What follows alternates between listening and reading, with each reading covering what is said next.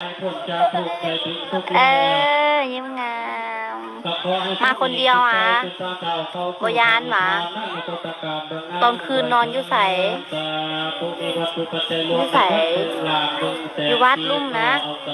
บนอนอยู่เฮือนหวะ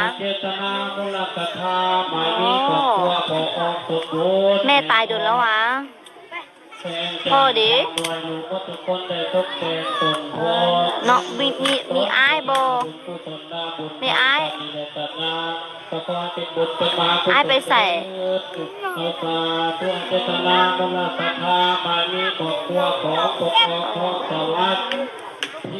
แม่ไผ่เอาข้าวให้กิน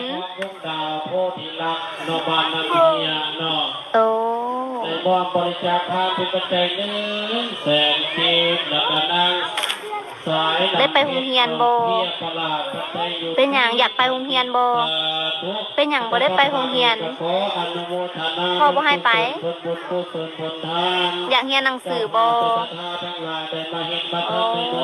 ด้วยกุศลบุญกุศลผลทานทั้งหลายทั้งทุกเหล่านี้จงไปกำจัดปัดเป่าสิ่งที่มันบดีอาภิ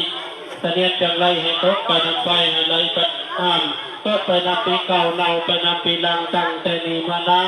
ก็ขอให้เจ้าภาพจะศรัทธาทั้งหลายจงมีแต่ความสุขความเจริญทุกกายทุกใจ